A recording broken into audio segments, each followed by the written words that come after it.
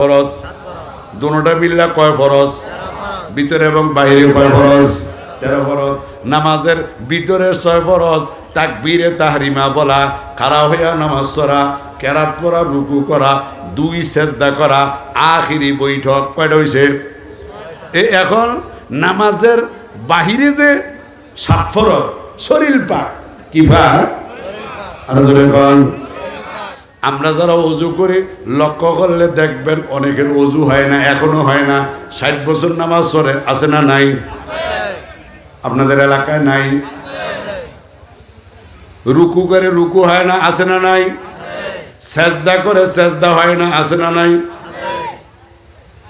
এই গত জাতীয় সংসদের আগের জাতীয় সংসদ তার আগেরটায় গতটা গেল দ্বাদশ এই যে নির্বাচন গেল যে দ্বাদশ জাতীয় সংসদ এর আগেরটা একাদশ আর এর আগেরটা দশম জাতীয় সংসদ গতটার আগেরটায় আমি নিজে এমপি প্রার্থী ছিলাম কুমিল্লা 5 আসনে যার কারণে আমার নির্বাচনী ডিউটি পড়ে নাই আমি যেখানে কলেজে শিক্ষকতা করি কুমিল্লা মুরাদনগর বাইরা মোহাম্মদ আরিফ কলেজ তো আমার দশম জাতীয় সংসদ নির্বাচনের যেই জায়গায় নির্বাচনের ডিউটি পড়ছে তো প্রিজাইডিং অফিসার আগেই তো যাওয়া লাগে আগে যাওয়া লাগে না তো মালপত্র নিয়ে মাগরিবের আগে সেন্টারে চলে গেছি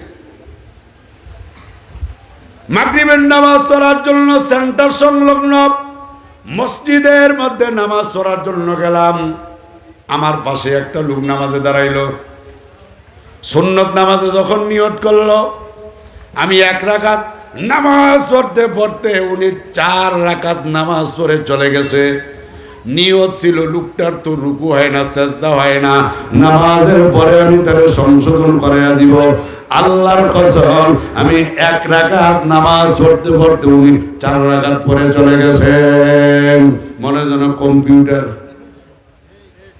এই ফ্যানটা একটু ওইদিকে ঘুরে দেন তো আমার দিকে যেন বাতাস না আসে মনে যেন কি একটু কথা বলেন না মনে যেন কি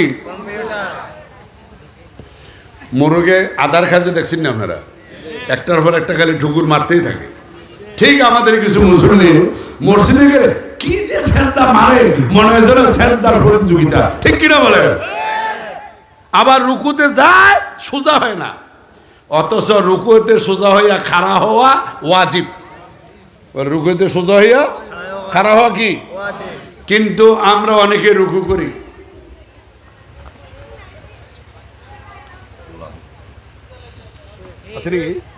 মানে থেকে তো সোজা হইব না সোজা না হইয়া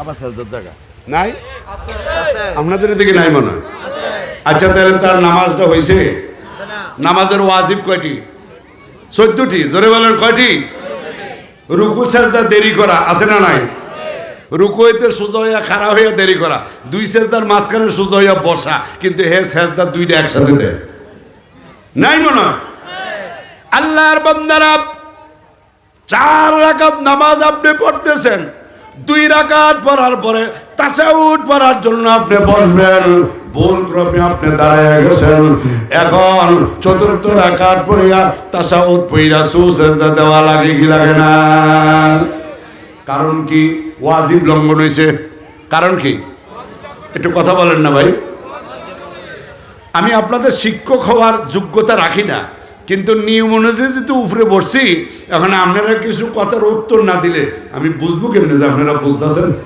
বুঝেননি সবাই তাহলে একটু হ্যাঁ না বললেন আমি জানতে চাই 2 রাকাত পইরা প্রথম বৈঠক ওয়াজিব না ওয়াজিব লঙ্ঘন হওয়ার কারণে আমরা শেষ বৈঠকে তাশাহুদ পড়ে কি দিছি তা আপনি যে 2 সেজদা একসাথে মারলেন ওয়াজিব লঙ্ঘন হয়েছে না হয় নাই জোরে কন তাহলে নামাজ হয়েছে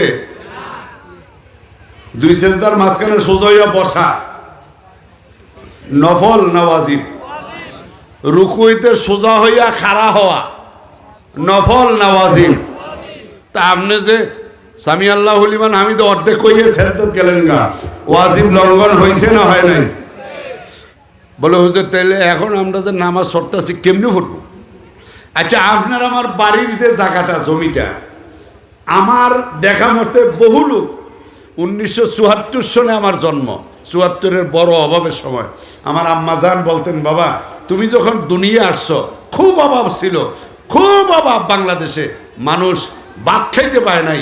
আমাদের নাকি কদু গাছ ছিল। কি গাছ? মানে আপনারা যারা লাউ বলেন আর কি, কদু গাছ। বলছে যে কদু প্রতিটা গিরায় গিরায় একাধিক ধরছে, কিন্তু লবণ কিনা মানুষ কদু ফাঁক করে খাবে এটাও তার সামর্থ্য ছিল না, লবণের অনেক দাম ছিল।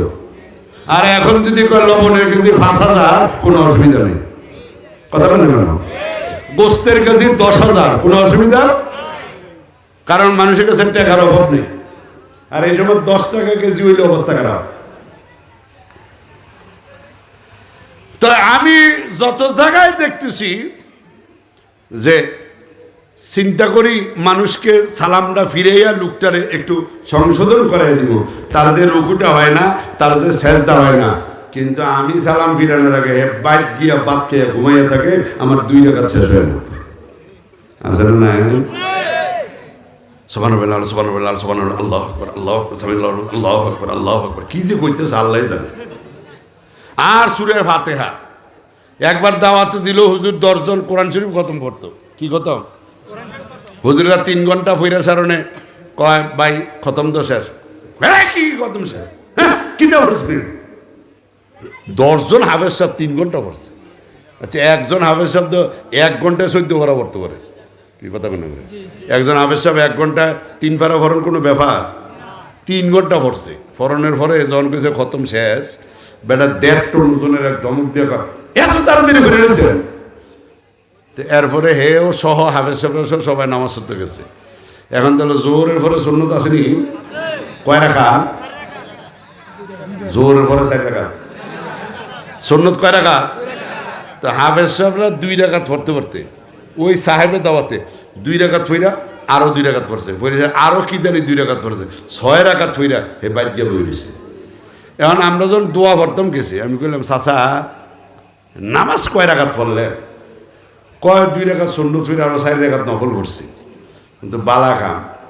হাফেজ সাহেব এই সময় 1.5 টন ওজনের ধমক দিলেন, 3 ঘন্টায় 3 পারা পড়লো কেমনি এত তাড়াতাড়ি? আপনি দিয়ে হাফেজ সাহেবরা 2 রাকাত নামাজ পড়তে পড়তে 6 রাকাত ফিরে আই বললেন, আপনি এই ট্রেনিং পাইলেন কই? কেন হুজুর, কি হয়েছে, সমস্যা কি? আমি সমস্যা কি মানে, এই হাফেজ সাহেবরা তো জন্মের পর থেকে এই পর্যন্ত শুধু কোরআন শরীফ লইয়া আছে। কি কথা বলেন? আমি নিজে হাফজাখানায় পড়ছি, হাটাজারি মাদ্রাসায় পড়ছি, জামি ইউনিসিয়া পড়ছি, সর্বশেষ রংপুর, ওই অঞ্চলের দক্ষিণবঙ্গের সবচেয়ে বড় মাদ্রাসা রংপুর জুম্মাপাড়া মাদ্রাসা, ওইটাকে মুরগিপাড়া মাদ্রাসাও বলে। মরহুম হুসাইন মোহাম্মদ এরশাদ প্রেসিডেন্ট, তার বাসার সাথেই ওই অঞ্চলের সবচেয়ে বড় দিনী আদারা জুম্মাপাড়া মাদ্রাসা, সেখানে পড়ছি। তা আমি বললাম যে মাদ্রাসার হাফেজ সাহেবরা রাত্রে 3টা থেকে শুরু করে, 3টা থেকে ফজর, ফজরের পর থেকে আর 10টা, এর 10টার পর থেকে জোহর পর্যন্ত 12টা পর্যন্ত একটু ঘুম, এরপরে আবার 12টার সময় বসে জোহর, জোহরের পরে আবার বসে আসর, আসরের পরে মাগরিব পর্যন্ত বিরতি, এরপরে মাগরিব থেকে আবার রাতে 10টা। কথা ঠিক না? তো হে এত বছর পর্যন্ত কোরআনের পিছনে সাধনা করিয়া বেটা 1 ঘন্টা এবারে 5 সারা পড়তো, আপনি 3 ঘন্টা কেমনে ফিরে এলো? 3 টন ওজনের ধমক দিলেন, আর আপনি জীবনও ঠিক মতো নামাজে 1 ঘন্টা সময় দেন না। এই হাফেজ সাহেবর সব সময় এই 20 বছর পর্যন্ত পাঞ্চুয়াল বা জামাত নামাজ আদায় করে উনি 2 রাকাত পড়তে পড়তে আপনি 6 রাকাত পড়লেন। ফাইজলামের হাত কামান না, উনি গো হুজুর বলে গেছে। এখন কি কয়? ওই যে জায়গা মতো ধরছি, হ্যাঁ 3 ঘন্টায় 3 পারা পড়লো, ধমক দিলেন, আর আপনি 2 রাকাত পড়তে পড়তে 6 রাকাত পড়ে নিলেন। কি নামাজ পড়লেন? নামাজ পড়ছেন না ফাইজলামি করছেন? আর আমাদের দেশের কিছু মুসল্লি আছে, মসজিদে গেলে মনে হয় যেন জেলখানায় বন্দী হয়েছে। আসেনি? আপনাদের দিকে নাই? আমাদের দেশে মাছ চাষিরা হাঁস মুরগি পালে, আপনাদের দেশে পালে নেই? সকালবেলা যখন দরজাটা খুলে দেয়, দেখবেন মুরগি বাচ্চা মানি খোয়ার থেকে বাইর হইয়া ফুরুত ফারুত করে ডানা মানা জারা জোড়া দিয়া এমন একটা আনন্দ উল্লাস প্রকাশ করে, মনে হয় যেন যাবজ্জীবন কারাদণ্ডের থেকে মুক্তি হয়েছে। কথা বলুন।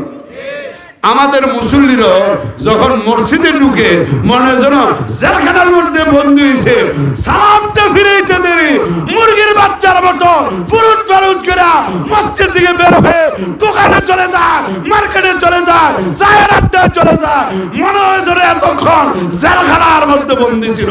ঠিক কিনা বলে?